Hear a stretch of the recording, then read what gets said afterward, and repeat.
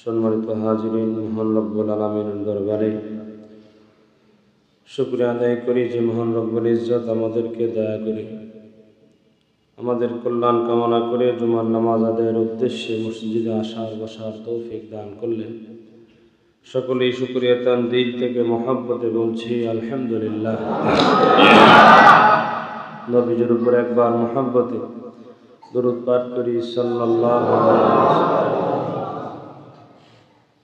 সম্মানিত হাজিরিন, কুরআনুল কারীম থেকে একটা আয়াতে কারিমা তেলাওয়াত করেছি। ইনশাআল্লাহ সংক্ষিপ্ত সময়ে কিছু কথা আল্লাহ পাক আমাকে আমলের নিয়তে, ইখলাসের নিয়তে বলার, আপনাদেরকে শোনার তৌফিক দান করেন।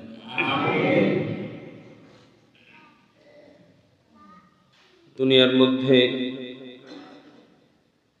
ওই মানুষটা বেশি চালাক যে নিজেরটা সব থেকে বেশি বোঝে, ঠিক না?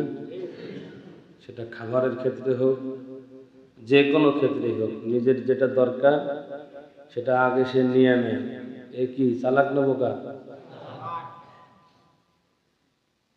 মনে করেন আপনি বাসে উঠবেন, দেখবেন যে কিছু লোক আছে ধাক্কা দিয়া সবার আগে উঠে, আবার কিছু লোক আছে একটু পিছিয়ে সরে থাকে, আগে দুই চারজন উঠুক এরপরে আমি উঠবো। তো যেই লোকটা সহজ সরল হয়ে পিছিয়ে দাঁড়ায় থাকে, এই লোকটা পরে উঠতে পারে না। কথা ঠিক আছে? আর যেই লোকটা নিজেরটা বুঝে, ও পারলে দুইজনকে ফালাই দিয়া সবার আগে উঠে, এ হলো চালাক। খাবারের ক্ষেত্রে ধরেন খাবারের আয়োজন হয়েছে,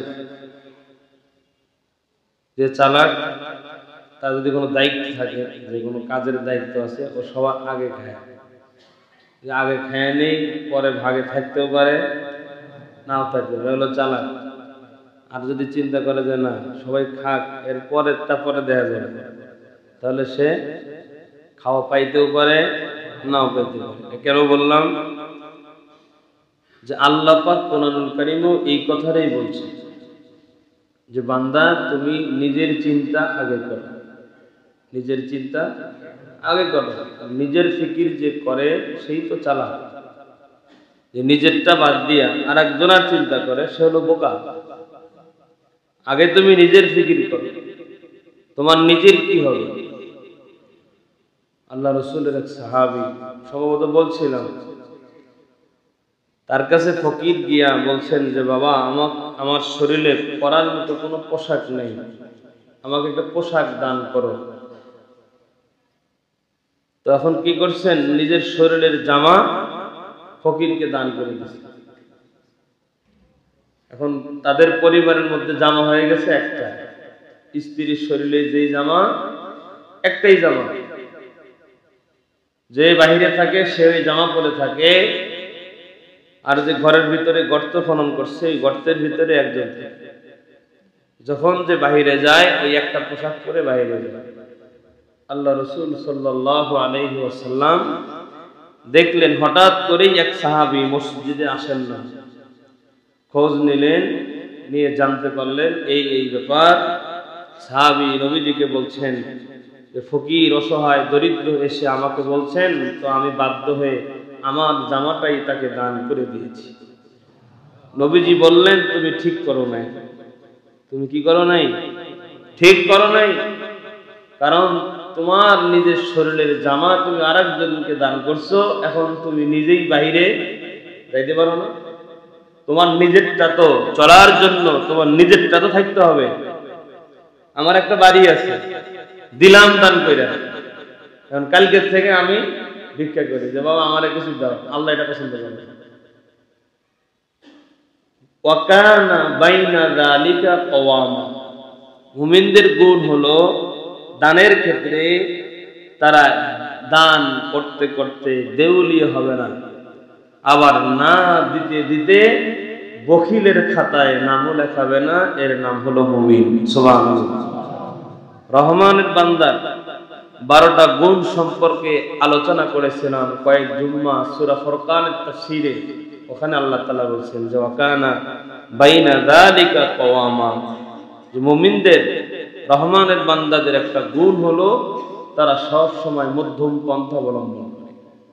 দানের ক্ষেত্রে বাড়াবাড়িও করে না, আবার দান করতে করতে দেউলিও হবে না, আবার না দিতে দিতে কৃপণ বখিলের খাতায়ও নাম উঠাবে না।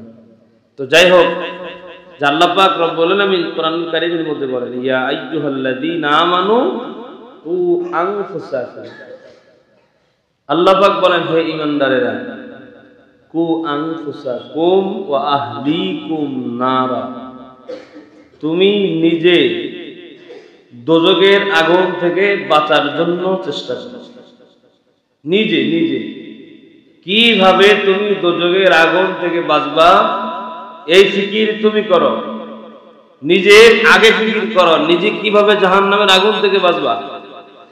এরপরে তোমার পরিবারের ফিকির করো, এরপরে সমাজের ফিকির করো। কারণ আমি নিজে ঠিক না হলে এ দেশ ঠিক, আমি নিজে ঠিক না হলে আমার পরিবার ঠিক। এই জন্য বলছে আগে নিজে ঠিক হও। আমি যদি আমাকে বদলাতে না পারি এ সমাজ বদলাবে না। আমি যদি আমাকে বদলাতে না পারি আমার পরিবারের খারাপ লোকগুলো বদলাবে না। কারণ আমি বাবা যদি ভালো পথে না আসি আমার সন্তান ভালো পথে আসবে না। আমরা পরিবারের গার্ডিয়ান যারা, তারা যদি ভালো পথে না আসি পরবর্তী প্রজন্ম তা কখনোই ভালো পথে আসবে না। তার কারণ তারা তো আমাদেরকে দেখে দেখে আমাদের পথকেই অনুসরণ করবে, এটা স্বাভাবিক নিয়ম। কারণ বাবা যেমন হয় ছেলে মেয়েও তেমনই হয়, স্বাভাবিক ন্যাচারাল জিনিস। দেখবেন এক এক জেলার এক এক এলাকার খাবার এক এক রকম। আমি তো কম বেশি বুঝি, বাংলাদেশের প্রত্যেকটা জেলায় তো যাওয়া লাগে। এক এক জেলার খাবার এক এক রকম, সব পাক সবার রান্না একরকম হয় না, হয় না।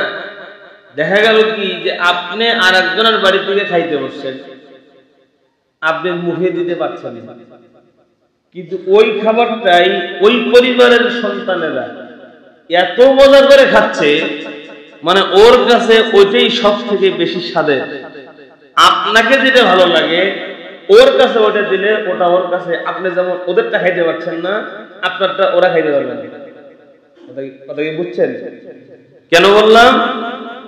কেন বললাম?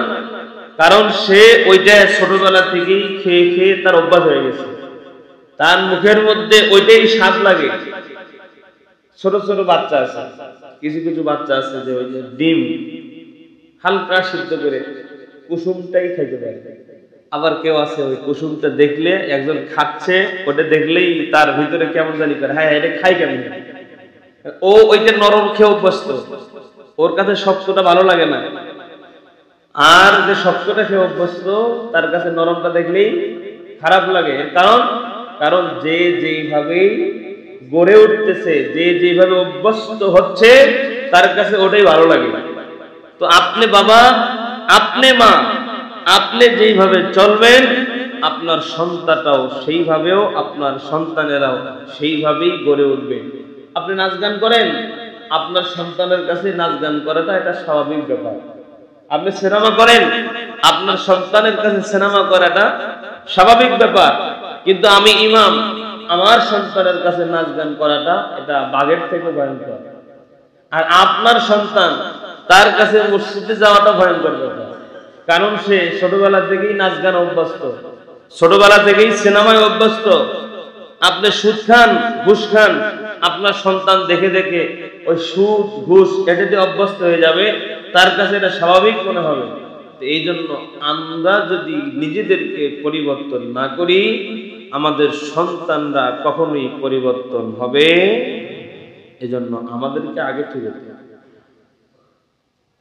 মাঝে মধ্যে আমি বলি, বিভিন্ন জায়গায় গেলে বাবারা ছেলেদেরকে নিয়ে আসে, বলে হুজুর একটু দোয়া করেন, ছেলেটা কথা শোনে না। ছেলেটা কথা শুনবে কেমনে বলেন? ছেলেটাকে তো এইভাবে গড়ে ওঠান নাই, আপনার বাচ্চাটাকে সেইভাবে গড়ে তোলেন নাই। অনেক সন্তান এমন আছে বাবার চোখের দিকে মাথা উঠায়া চোখ বাবার চোখের দিকে দিয়া কথা বলারও সাহস পায় না, সেটা নেই, ওকে ওইভাবে করে তুলছে। আপনার সন্তান পৃথিবীতে যখন আসছে, এই সন্তানটা কেমন? নবীজি বলছেন এটা হলো আগুনের মধ্যে লোহা যেমন আমরা গরম করি দা বানানোর জন্য, বটি বানানোর জন্য, এটা যখন গরম হয়ে লাল হয়ে যায়, কামার হাতুড়ি দিয়া এটা পিটাইয়া মন চাইলে এটাকে দাও বানাইতে পারে, মন চাইলে এটা দিয়ে বটিও বানাইতে পারে, মন চাইলে চাকু বানাইতে পারে, মন চাইলে যে কোনো কিছুই সেটা দিয়া তৈরি করতে পারে। ছোট বাচ্চা যখন ভূমিষ্ঠ হয়, পৃথিবীতে একটা বাচ্চা সন্তান যখন আসে, এই সন্তানটাও ঠিক ওই গরম লোহার মতো। আপনি বাচ্চাটাকে যেভাবে চান সেইভাবেই গড়ে তুলতে পারবেন, পারবেন আপনি। মানুষ পাখি লালন পালন করে, মানুষ বিড়াল লালন পালন করে, কুকুর লালন পালন করে। এই কুকুরটাকে যেভাবে সে ট্রেনিং করে সে সেইভাবেই বড় হয়। একটা পাখিকে আপনি যেভাবে পুষবেন সে সেইভাবেই গড়ে ওঠে। সামান্য একটা পাখি, একটা কুকুর, একটা বিড়াল যদি আপনার পোষ মানে, আর আশরাফুল মাখলুকাত মানুষ আপনার সন্তান, আপনি ছোটবেলা থেকে যদি ট্রাই করেন, চেষ্টা করেন, মুজাহাদা করেন, আপনি যেভাবে চাবেন আপনার সন্তানকে সেইভাবেই গড়ে তুলতে পারবেন, ঠিক না বলেন? কিন্তু আমরা তো চেষ্টা করি না, মুজাহাদা করি না, নিজেরাই ঠিক হতে পারি না, শুধু আশা করি। আশা কি করি? আশা করি যেন আমার সন্তানটা খুব ভালো হোক, সবাই আশা করি আমরা। কিন্তু মূলত চেষ্টা যেভাবে করা দরকার, সময় যেভাবে দেওয়া দরকার, যেইভাবে চেষ্টা করলে আমার আশা পূরণ হবে, সেইভাবে আমরা অভিভাবকরা চেষ্টা করছি না, ঠিক না বলেন? এজন্য আমরা আমাদের সন্তানদেরকে ভালো রাস্তায় চালানোর জন্য, ভালো মানুষের মতো মানুষ বানানোর জন্য, সুসন্তান করে গড়ে তোলার জন্য আমরা একটু আমাদের সন্তানদের প্রতি নজর দিই। আমার সন্তান কই যাচ্ছে, কার সাথে মিশছে, শুধুমাত্র খারাপ সহবতের কারণে, বন্ধু খারাপ হওয়ার কারণে, খারাপ ছেলেদের সাথে মেশার কারণে, আর একটা পরিবারের একটি সন্তান যদি লাইনচ্যুত হয়, পুরা পরিবার অশান্তি, পুরা পরিবার কি শুরু হলো?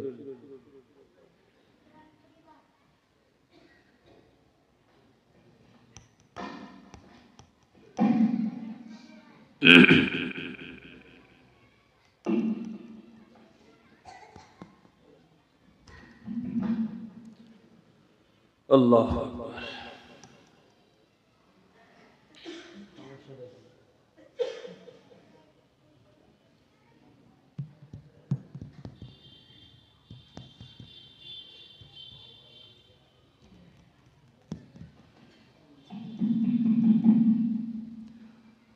তো বলতেছিলাম আমাদের সন্তানদেরকে আমরা একটু মানুষের মতো মানুষ করার জন্য চেষ্টা করি। আল্লাহ পাক যেন আমাদের সন্তানগুলোকে সুসন্তান হয়ে গড়ে ওঠার তৌফিক দান করেন বলে আমি। তো আমরা খেয়াল রাখবো আমাদের সন্তানদের দিকে, তারা কার সাথে মিশতেছে, কাদের সাথে চলতেছে। অনেক মা বাবা আছে সন্তান কোনো ফিকির করে না, রাত 1টা বাজে বাড়িতে আসে, জিজ্ঞাসাও করে না কোন জায়গা থেকে আসে, নেশাগ্রস্ত হয়ে যাচ্ছে, মদে আসক্ত হচ্ছে। বর্তমান যুব সমাজ নেশায় আক্রান্ত, কথা বলেন ঠিক না? এমন কোন নেশা নাই যুবকেরা গ্রহণ করছে না। আর যারা বড় বড় স্লোগান দেয়, মাদক মুক্ত দেশ গড়ব, ইয়াবা মুক্ত দেশ গড়ব, বিভিন্ন দেয়ালে দেয়ালে লেখা থাকে মাদককে না বলুন, যারা উপরের মহলের যারা এগুলো স্লোগান দেয়, ওরাই এদেশে মাদক, তারাই চালান করে এদেশে মাদক ঢুকায়, কথা বলেন ঠিক না? বিশাল বিশাল মঞ্চে ওইটা ভাষণ দেয়, মাদক মুক্ত দেশ, এটা মুক্ত ওইটা মুক্ত। আসলেই ওরাই আবার এই যুব সমাজের কাছে নেশা দ্রব্য জাতীয় জিনিসগুলো দিয়ে তারাই আবার ইনকাম করে টাকার পাহাড় গড়তেছে আর এই দেশের যুব সমাজদের মেরুদণ্ডকে ভেঙে দিচ্ছে। কেন বলেন? এজন্য আমরা একটু খেয়াল করব। আর যুব সমাজ যারা আছেন, অনুরোধ করে বলছি, নেশায় যদি আক্রান্ত হয়ে যায়, নেশাগ্রস্ত যদি হয়ে যায়, তাহলে তার জীবন থাকবে না। দুনিয়া তো এমনি কয়েকদিনের, এই দুনিয়ার সুখ স্বাচ্ছন্দ্য, এই দুনিয়ার সৌন্দর্য সব কিছু ধ্বংস হয়ে যাবে। আল্লাহ পাক রব্বুল আলামিন মাদক থেকে, নেশা জাতীয় দ্রব্য থেকে আল্লাহ তাআলা যুব সমাজকে, এই জাতিকে হেফাজতে রাখেন। জোরে বলেন আমিন। তো আল্লাহ পাক রব্বুল আলামিন বলছেন, ইয়া আইয়ুহাল্লাযীনা আমানু কু আনফুসাকুম। আল্লাহ পাক রব্বুল আলামিন বলেন, কু আনফুসাকুম ওয়া আহলিকুম নারা। ও দুনিয়ার মুসলমান ইমানদার আল্লাহর গোলাম, আল্লাহ পাক বলেন, ইয়া আইয়ুহাল্লাযীনা আমানু, হে ঈমানদারেরা, কু আনফুসাকুম ওয়া আহলিকুম নারা, নিজে দোজখের আগুন থেকে বাঁচো এবং তোমার আহল পরিবারকে দোজখের আগুন থেকে বাঁচাও। হযরত ওমর রাদিয়াল্লাহু তাআলা আনহু নবীজিকে জিজ্ঞাসা করেন, ওগো পয়গম্বর, কিভাবে নিজে দোজখের আগুন থেকে বাঁচবো এবং পরিবারকে বাঁচাবো? নবীজি বলেন, হযরত ওমরকে ডাক দিয়া নবীজি বলেন, ওমর, নিজে দোজখের আগুন থেকে বাঁচো আল্লাহর বিধান অনুযায়ী আমল করার মাধ্যমে। হযরত ওমর বলেন, পয়গম্বর, নিজে আমল করার দ্বারা দোজখের আগুন থেকে বাঁচবো বুঝলাম, তো পরিবারকে কিভাবে আমি দোজখের আগুন থেকে বাঁচাবো?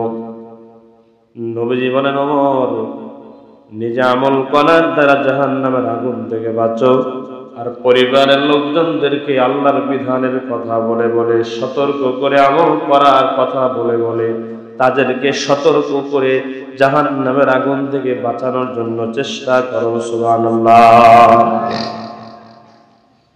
শুধু নিজে নামাজ পড়লে হবে না, নিজের সন্তান নামাজ পড়ে কিনা, নিজের স্ত্রী নামাজ পড়ে কিনা, এটারও তদারকি করার দরকার। আল্লাহ পাক বলছেন, নিজে নামাজ পড়ো এবং তোমার পরিবারের সদস্য যারা আছে তাদেরকেও নামাজের কথা বলো। নিজে ইবাদত করো, সন্তানকে ইবাদতের কথা জানাও, নিজের স্ত্রী ইবাদত করে কিনা ওইদিকে খবর রাখো। কথাকার আল্লাহ পাক রব্বুল আলামিন বলেন, ওই মানুষের থেকে দামি আর কোন মানুষ হতে পারে যেই মানুষ নিজে ভালো কাজ করে এবং অন্যকে ভালো কাজের কথা বলে। দুনিয়ার মধ্যে সব থেকে দামি মানুষ হলো তারা নিজে ভালো পথে চলে এবং অন্যকে ভালো পথে ডাকে যারা। সুবহানাল্লাহ। এজন্য নিজে ভালো কাজ করা লাগবে, আল্লাহর বিধান মোতাবেক জীবন পরিচালনা করা লাগবে। পাশাপাশি আমার যাদের সাথে সম্পর্ক ভালো আছে, পরিবার তো আছেই, পাশাপাশি আরো যারা আমার সাথে চলাফেরা করে তাদেরকেও ভালো পথে ডাকার জন্য, আনার জন্য মুমিন চেষ্টা করবে। দুনিয়ার মুসলমান বাবাজিরা আমার, আল্লাহ পাক বলতেছেন, নিজে জাহান্নামের আগুন থেকে বাঁচো, পরিবারের লোকজনদেরকে জাহান্নামের আগুন থেকে বাঁচাও। ওই জাহান্নামের বাসিন্দা কারা হবে? আল্লাহ পাক বলছেন, ওয়ালিল্লাযীনা কাফারু বিরাব্বিহিম আযাবু জাহান্নাম ওয়া বিইসাল মাসীর।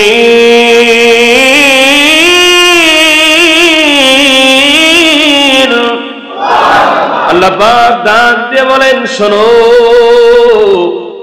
ওই জাহান্নামের বাসিন্দা হবে হলো তারা দুনিয়ার জমিন আল্লাহর বিধানকে, আল্লাহর কোন আইন, আল্লাহর কোন বিধানকে যারা অস্বীকার করবে, আল্লাহ পাক বলেন তাদেরকে আমি আল্লাহ জাহান্নামে নিক্ষেপ করব। আর ওই জাহান্নাম সেটা বড় নিকৃষ্ট জায়গা, যেই জাহান্নামের আগুন এক সেকেন্ডের আগুনের তাপ সহ্য করার মতো পৃথিবীর কোন মানুষের ক্ষমতা নাই। আল্লাহ পাক রব্বুল আলামিন কোরআনুল কারীমের মধ্যে যাই বলছেন, যেটাই বলছেন, ওইটা আমার মন মতো হলেও ওটাই সত্য, ওটা আল্লাহর বিধান, আমার মন মতো না হলেও ওটাই আল্লাহর বিধান, আমার দলের দিকে ওই কথা আসলেও ওইটাই আল্লাহর বিধান, আমার দলের দিকে আল্লাহর ওই কথা না আসলেও ওইটাই আল্লাহর বিধান। আল্লাহ যা বলেছেন ওটাই সত্য, চির সত্য, ধ্রুব সত্য। পছন্দ না হলেও ওটাই মানা লাগবে, পছন্দ হলেও ওটাই মানা লাগবে। পছন্দ হলেও যেই মানুষ ওটা মানবে, পছন্দ না হলেও আল্লাহর যেই বিধান এই মানুষ মানবে, ওই মানুষই হলো প্রকৃত মুসলমান, ওই মানুষই হলো প্রকৃত আল্লাহর পেয়ারা বান্দা। সুবহানাল্লাহ। তো জাহান্নামে যারা যাবে তারা হলো আল্লাহর কোন বিধান, আল্লাহর কোন আইনকে যদি কেউ অস্বীকার করে সে জাহান্নামে যাবে। আল্লাহ পাক রব্বুল আলামিন কোরআনুল কারীমের অন্য জায়গায় বলছেন, যালিকা বিআন্নাহুম কারিহু মা আনজালাল্লাহু ফাআহবাতা আ'মালাহুম। আল্লাহ পাক বলেন, আমি আল্লাহর কোন বিধানকে অস্বীকার করে নাই, শুধুমাত্র আমি আল্লাহর একটা বিধানকে সে অপছন্দ যদি করে, যা এই কাজটা এইভাবে না হলেই ভালো হইতো। মাঝে মধ্যে বলে না মানুষ, একজন চুরি করছে, হাত কেটে দাও, বিধানকার। জেনা করেছে, মাটির মধ্যে অর্ধেক পুঁতে ফেলে পাথর দিয়ে ঢিলেল মেরে তাকে হত্যা করে ফেলাও, রজম করো, বিধানকার। কেউ যদি কারো কান নষ্ট করে যায়, আল্লাহর বিধান তাকে বিচার না আওতায় তার কান নষ্ট করে দেওয়া হোক। কেউ যদি কারো চোখ নষ্ট করে ফেলায়, আল্লাহর বিধান হলো বিচারের আওতায় এনে তারও চোখ নষ্ট করে দেওয়া হোক। দুনিয়ার মুসলমান তো মনে করেন চুরির বিচার আল্লাহর আইন হলো হাত কেটে দাও। এখন একজন চুরি করছে, তার হাত কেটে দেওয়ার বিধান। আমরা যদি বলি বাংলাদেশে চুরি যদি কেউ করে তার হাত কেটে বিধান করো, বিচারের আইন করা হোক, তো তখন কিছু কিছু বুদ্ধিজীবীরা টিভিতে গিয়ে টকশোতে বলে চুরি করছে, একটু অপরাধ করছে, তাই বুঝে তার হাত কাটা লাগবে। কি কর, সামান্য চুরি করছে এই জন্য হাত কাটবে। হাতটা কত দামি, এই হাতটা কাটা এটা মোটেও কি হবে না, ঠিক হবে না। অনেকেই তো বলেই ফেলায় যে এটা তো অনেক আগের পুরানো আইন। নাউজুবিল্লাহ বলে, কি বলে যে ওটা অনেক আগের, এটা ব্যাকডেটেড আইন, এই আইন এখন কার্যকর করলে কখনোই সুফল বয়ে আনবে না। অথচ এই বাংলাদেশে পত্র পত্রিকায় হাজার হাজার হাজার হাজার ঘটনা এমন আছে যে ক্ষুধার যন্ত্রণা সহ্য করতে না পেরে 5-6 বছরের বাচ্চা হোটেল থেকে খাবারের যন্ত্রণা সহ্য করতে না পারে 10 টাকা দামের একটা রুটি চুরি করছে। কি চুরি করছে? সামান্য একটা রুটি চুরি করেছে। এই রুটি চোরকে ধইরা আপনার আমার মতোই মানুষেরা গণধোলাই দিয়ে হত্যা পর্যন্ত করছে। ঠিক কিনা বলে? যেই দেশের সামান্য রুটি চুরি করার জন্য আমরা পিটায়া একটা বাচ্চাকে পৃথিবীর থেকে বিদায় করতে পারি, এটা বর্বরতা হয় না। আর চুরি করে দেশের লক্ষ লক্ষ কোটি কোটি টাকা চুরি করে সুইস ব্যাংকে জমা করে।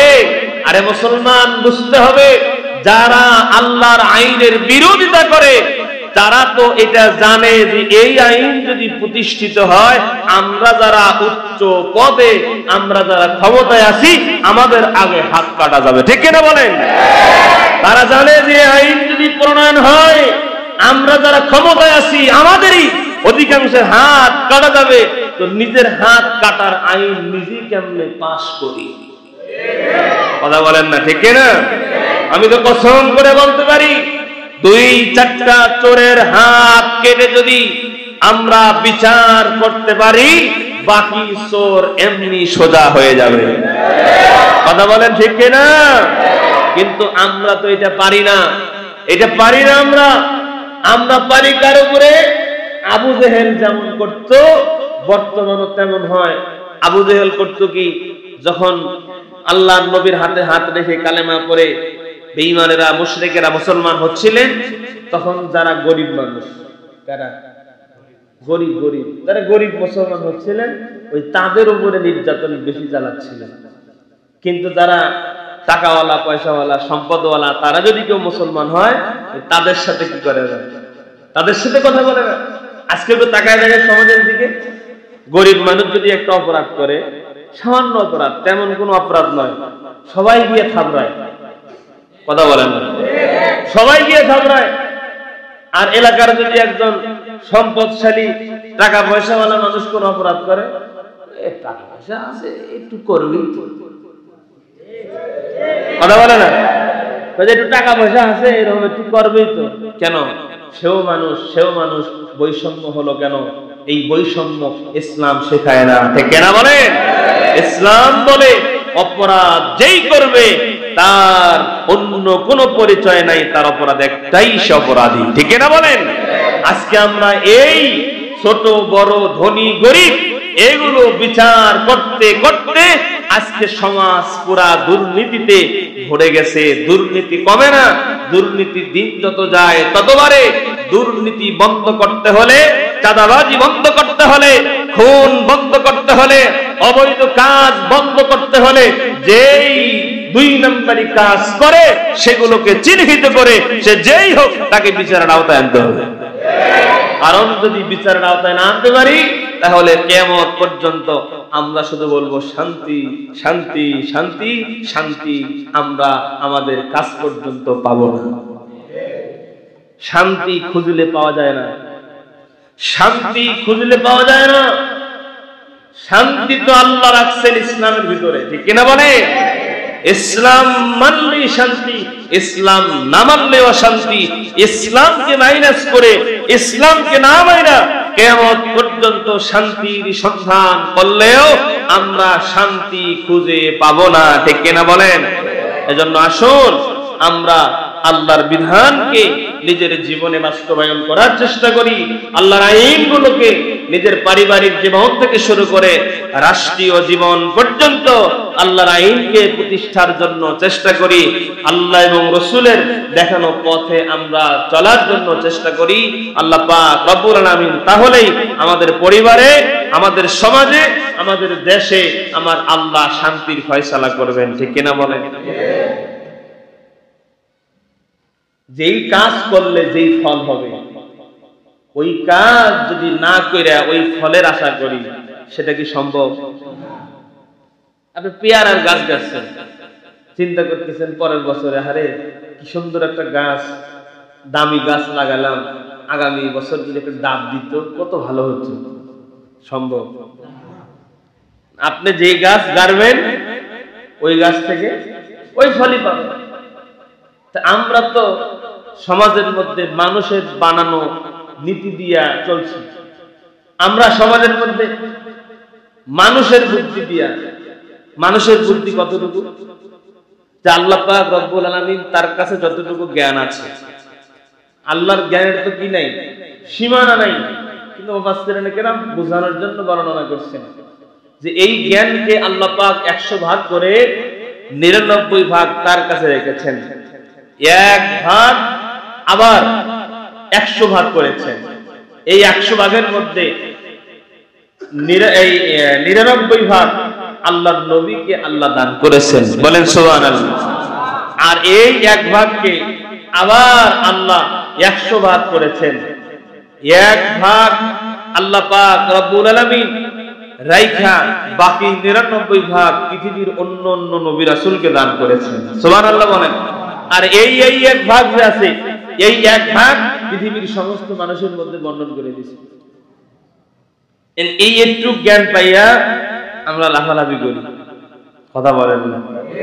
এতটুক জ্ঞানে আমাদের মাথায় যে জ্ঞান আছে, এই জ্ঞান বুদ্ধি করতে করতে যেই জায়গায় গিয়ে বুদ্ধি শেষ, ওই জায়গা থেকে আমার আল্লাহর বুদ্ধি, আমার কৌশল ষড়যন্ত্র যেন শেষ হয়, আল্লাহ বলছেন ওখান থেকে আমি আল্লাহর কৌশল শুরু হয়। সুবহানাল্লাহ বলেন। ওয়া মাকারু ওয়া মাকারাল্লাহ আল্লাহু খায়রুল মাকিরিন। দুনিয়ার মানুষ হাজার রকম ষড়যন্ত্রের জাল বুনে, ষড়যন্ত্রের ছটাকে আল্লাহ বলেন তোমরা ষড়যন্ত্র করতে করতে করতে করতে তোমাদের বুদ্ধির গণ্ডি যেখানে শেষ হয়, আমি আল্লাহর কৌশল সেখান থেকে শুরু হয়। সুবহানাল্লাহ। তুমি চিন্তা করতেছো একটা, কিন্তু আমি আল্লাহ কখন কি ঘটাবো তুমি চিন্তা করতে পারো না, কল্পনা করতে পারো না। ঠিক কিনা বলেন? আল্লাহ তাআলার দূরদর্শিতা, আল্লাহ তাআলার কাজ, এটা তো আমাদের জ্ঞানের বাহিরে। ঠিক কিনা বলেন? এই যে জান্নাত আল্লাহ কিভাবে সাজিয়ে রেখেছেন, জান্নাতটা কেমন হবে, কেমন হবে? মুফাসসিরিন কেরাম বলছেন যেটা মানুষের কল্পনা, মানুষের চিন্তায়ও কখনো আসে নাই। সুবহানাল্লাহ। চিন্তায় তো আসেই নাই, কল্পনায় তো আসেই নাই, বলে ওইটা স্বপ্নেও আসে নাই। সুবহানাল্লাহ বলে। স্বপ্ন দেখে মানুষ কোনটা? যেটা মানুষ চিন্তা করে, যেটা মানুষ কি করে, চিন্তা করে যে আমার যদি এখন 100 কোটি টাকা থাকতো তাহলে আমি এটা করতাম, ওইটা করতাম, এই নানান চিন্তা মাথার মধ্যে অনেক সময় ঘুরে। মানুষের চিন্তা, মানুষের কল্পনা, মানুষের স্বপ্নেও যেটা আসে না, তার থেকেও বেশি সুন্দর করে আল্লাহ জান্নাত বানায় রাখছেন। ওই জান্নাতে যদি যেতে হয় আল্লাহর বিধান মেনে যাব না না মেনে? আল্লাহ পাক রব্বুল আলামিন যেন তার বিধান মোতাবেক রাসূলের সুন্নাত তরিকায় আমাদের জীবন, আমাদের পরিবার, আমাদের সন্তানদেরকে পরিচালিত করে ওই জান্নাতের মালিক আমাদেরকে হওয়ার তৌফিক দান করেন, বলি আমিন। ওয়া আখিরু দাওয়ানা আলহামদুলিল্লাহি রাব্বিল আলামিন। যারা সুন্নাত পড়ি নাই সুন্নাত